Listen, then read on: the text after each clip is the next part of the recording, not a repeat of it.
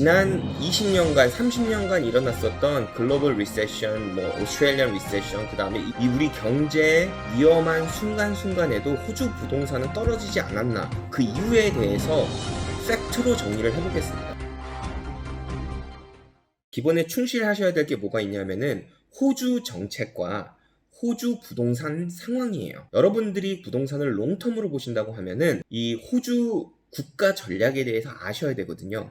호주는 2066년까지 약 한 2배 정도로 호주 인구를 늘리는 것이 이 호주 정부의 굉장히 큰 목표고 국가 정책이에요. 국가 사업입니다. 그래서 이민도 많이 열고 전 세계적으로 이민을 굉장히 많이 받아들이는 나라 중에 하나잖아요. 그렇다면은 사람이 늘어나면은 부동산 가격은 어떻게 될까요? 너무나 기본적인 계산이지만은 디만드가 서플라이보다 많다면은 당연히 집값은 계속 상승할 수밖에 없어요. 그리고 호주 정부는요, 프로퍼티라는 에셋을 굉장히 보호하고 싶어요. 사람이 많아지려면 인프라스트럭처가 있어야 되죠. 도로라든가 아니면 기차라든가 아니면 그런 것들이 계속 있어야 되고 집들도 계속 지어져야 돼요. 이 집을 짓는 컨스트럭션에서 나오는 세금과 수입이 어마어마합니다. 호주는. 특히 우리 같은 일반 사람들도 집을 짓게 되고 집을 구매를 하게 되면은 거기서 발생하는 정부가 가져갈 수 있는 수익이 어마어마해요. 예를 들어서 우리가 집을 살 때 꼭 내야 되는 게 뭐가 있죠? 스탬프 듀티죠.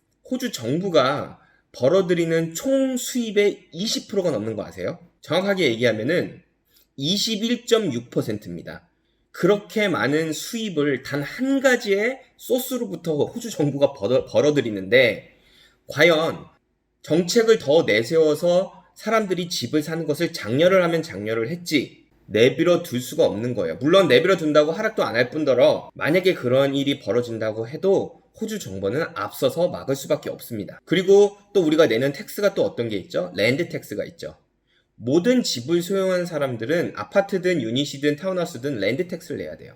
스탬프 듀티 같은 경우에는 한 번에 많은 돈을 내는 거지만 랜드 텍스는 우리가 보유하고 있는 그 엄청나게 긴 시간 동안 계속 내는 거예요. 이것도 호주 정부 입장에서는 굉장히 안정적인 수입원입니다. 그리고 여러분, 호주에 있는 그 모든 dwelling, 어떤 종류를 따지지 않고 있는 모든 집, 이 모든 집의 70%는 그 집주인이 살아요. 내 집이에요. 경제가 어려워지고 월급이 낮아지고 혹은 직업을 잃어버린다고 하더라도 내가 사는 집, 내 와이프가 있고 내 남편이 있고 우리 자녀가 사는 집을 과연 팔까요? 차라리 먹는 것을 줄이고 다른 모든 생활비를 줄여서라도 내 집을 지키고 싶을 거예요. 이게 호주에 있는 모든 집들의 70%가 여기에 해당이 됩니다. 아까 말씀드렸던 호주 리세션이 있었던 1990년도에는요. 그 1990년도를 지나온 사람들의 얘기를 들어보면 그땐 정말 하루 종일 식빵에다가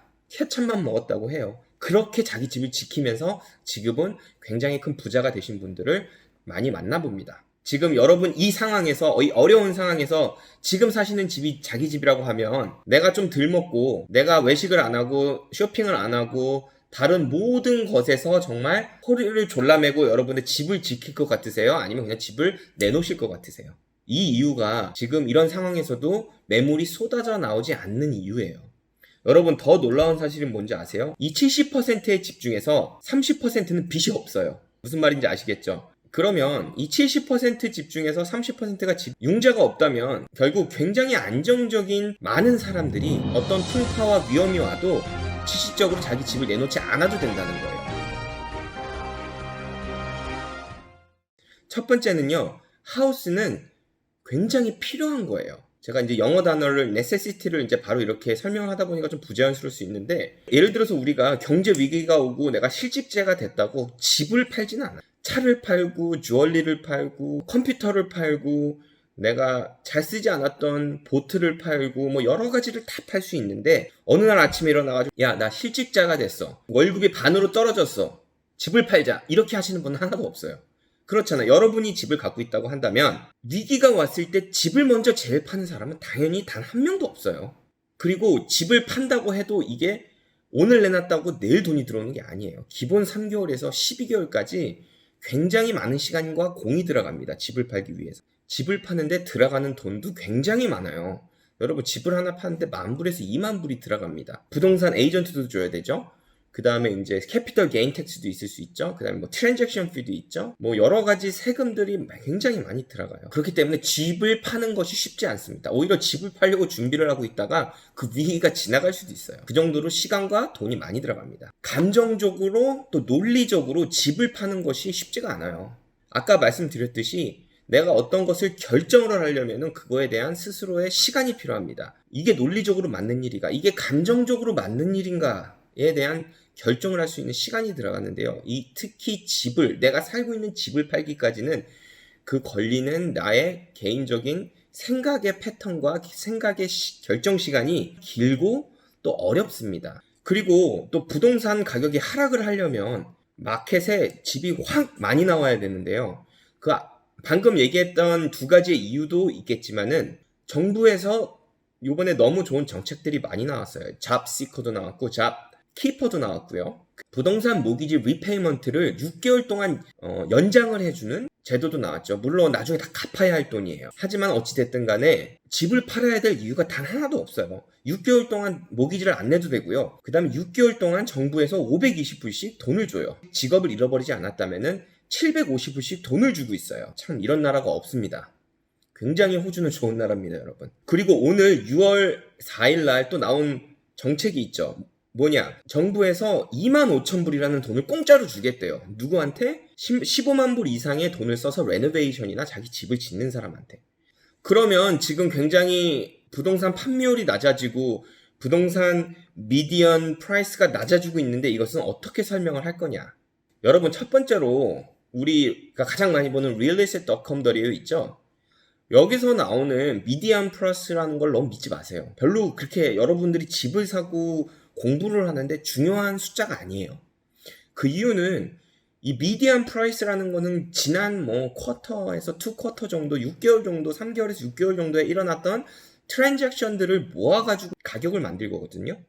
근데 만약에 그 6개월 동안 겨울이어가지고 크게 많은 트랜잭션이 일어나지 않았어요? 아니면은 지금처럼 어떤 특정한 이유 때문에 사람들이 집을 내놓지 않았어요? 그러면 그 미디엄 프라이스는 내려가게 돼 있어요. 또 어떨 때로는 말도 안 되게 어떤 지역이 20%가 상승을 했다. 이것도 크게 그 뉴스를 믿지 않으셔도 돼요. 예를 들어서 20년째 팔지 않았던 그 지역에 엄청나게 큰 대저택들이 2개가 팔렸으면 그 지역의 미디엄 프라이스는 20%, 30%가 올라갈 수 있습니다. 여러분, 이 미디엄 프라이스, 서버브 미디엄 프라이스에 너무 큰 의미를 두시면 안 돼요. 그렇기 때문에 이 공부가 굉장히 중요합니다. 여기에 휘둘리시면 안 돼요.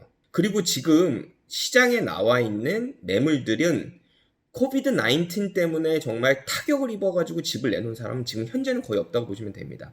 원래 내놓으려고 하고 원래 나의 라이프 플랜이 이랬는데 지금이 내놓을 시기였는데 마침 코로나가 겹쳤어 라고 나온 집들이 훨씬 더 많고요. 실질적으로 그 집들도 가격이 하락이 돼가지고 팔리지 않아요. 저도 최근래에 2주 안에 집을 보러 많이 다녔고 또 집을 많이 봤고 또 실질적으로 구매를 도와드린 경우도 굉장히 많은데요. 결코 집을 싸게 사지 않았어요.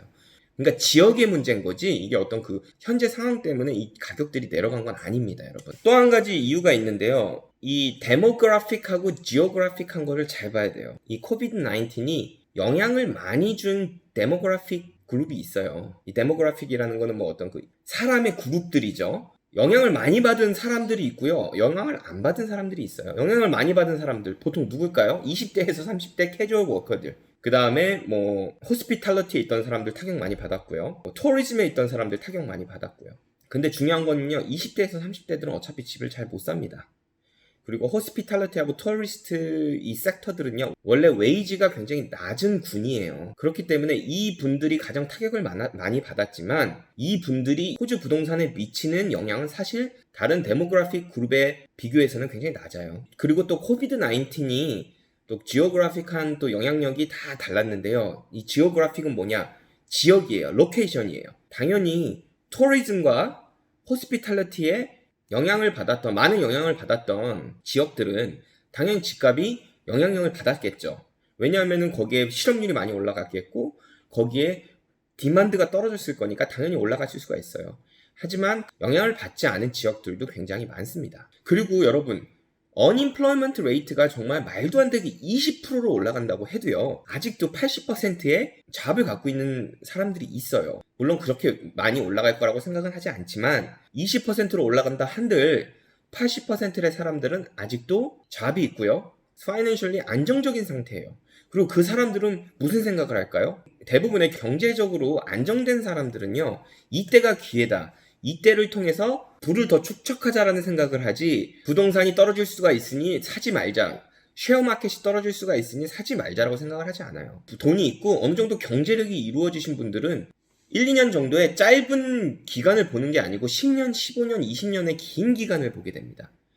저 같은 경우도 내가 3년 후에 돈을 벌 수 있는 부동산을 사는 게 아니라 10년, 30년, 그리고 더 나아가서 내 자녀들에게 물려줄 수 있는 부동산을 살고 싶지, 2, 3년 후에 사고 팔고 호주는 이게 안 됩니다, 여러분. 그거에 걸리는 시간과 비용이 너무 막대하기 때문에 그거 자체가 굉장히 불가능해요. 호주에서는 부동산으로 그렇게 돈을 버시는 분이 거의 없습니다. 80%의 경제적으로 안정된 사람들은 이번 기회를 통해서 집을 더 구매를 하고 조금 더 기다릴 수는 있어요. 저도 기다리고 있어요. 좀 낮은 매물이 나오면 더 살려고. 이렇게 생각을 하지, 이게 unemployment가 20%가 넘어갔다고 해서 갑자기 부동산 하락이 오진 않아요. 그리고 이 실업률이 부동산에게 끼치는 영향력이 지대하지 않습니다, 여러분. 호주 부동산의 가장 기본적인 펀더멘털이에요. 기본 중에 기본이라는 거죠. 이거를 알고 있다면 최소한 어떤 경제적인 위기 상황이 오고 세계적인 위기 상황이 와도 내가 덜 걱정하고 좀 현명하게 대처를 할 수 있거든요. 근데 대부분의 사람들이 이걸 모르고 있다가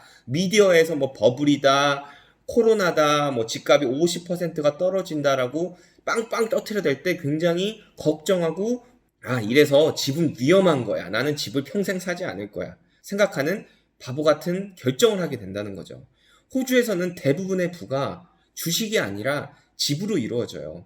집이 2배, 3배가 되고 나는 아무것도 하지 않았는데 그 집이 내 모기지를 전부 다 파버리고도 남을 정도의 부를 축적하게 돼 있어요. 이게 이자에 이자를 얹어서 돈을 복리로 주는 컴파운딩 이펙트인데요. 미국 같은 경우에는 나중에 제가 한번 또 기회가 되면 말씀드리겠지만은 그래프적으로 보면 지난 3, 40년간 집값이 굉장히 낮게 올라가요. 그렇기 때문에 미국은 집보다는 주식 투자가 훨씬 더 안정적이라고 말하는 건데요. 호주 주식이 안정적이지 않다라고 말씀드린 건 전혀 아니고요. 저는 주식 전문가는 아닙니다. 저도 주식을 하고 있지만은 주식에 대해서 막 그렇게 해박하지 않아요. 하지만 호주 부동산 같은 경우에는 굉장히 안정적으로 오랜 기간 동안 안정적으로 계속 상승해 왔습니다. 그래서 이 기본을 여러분들이 정말 숙지를 하고 공부를 하고 이 기본에서 더 나아가서 부동산에 대해서 더 공부를 하고 알아갈 때 여러분들은 더 부자가 될 수 있는 확률이 더 높아지고 여러분들의 미래가 좀 더 나아질 거예요. 제가 이 비디오를 만드는 가장 큰 이유 중에 하나입니다. 긴 영상 봐주셔서 감사합니다. 다음 편에는 금융위기의 대처 방법, 진짜 부자가 되기 위한 준비에 대해서 말씀드리겠습니다. 좋아요와 구독 부탁드릴게요.